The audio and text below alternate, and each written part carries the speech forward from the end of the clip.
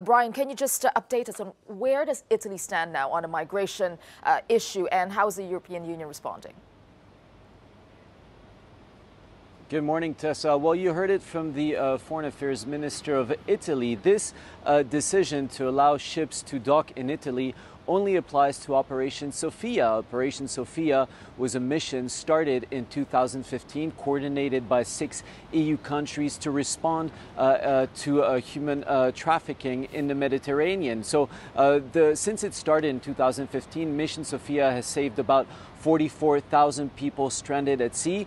That is a lot, but it only accounts for 10% of all the savings of all the people saved in the Mediterranean over the last 3 years. So clearly what Italy wants is to put pressure on EU countries so that Mission Sophia will be able to dock in Italy as long as there's an agreement to welcome migrants in different EU member states, as was the case with other countries and other ships that we've seen over the last few days, where some countries have accepted to receive migrants and then Italy decided to let the ships in. So on this part of Sophia, there will be maybe an agreement. The mandate of Sophia ends at the end of this year, but there's still a lot of questions regarding the other ships that are saving migrants, mainly the NGO ships operating in the Mediterranean.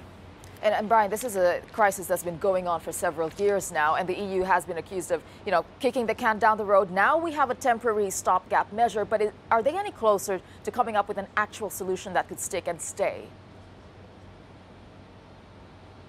Well, on Mission Sophia, they gave themselves 5 weeks. We will see whether that period will be enough. But today, the European Commission is set to propose its own proposals on fighting against this issue of migration. One is to act as a sort of coordinator between the different countries. And today, the EU should also clarify what it meant last month when the member states talked about these disembarkation platforms and these controlled centers. Those controlled centers are basically areas where migrants will be staying whilst their application is being processed in the EU. The disembarkation platforms is basically the same thing, but in other countries, in African countries. The problem is, so far, not a single North African country has agreed to welcome these disembarkation platforms. So there's still a lot of work to be done, and it's hard to see whether EU countries will try to find a different solution to this crisis, which up to now has focused mainly on making the external borders more secure.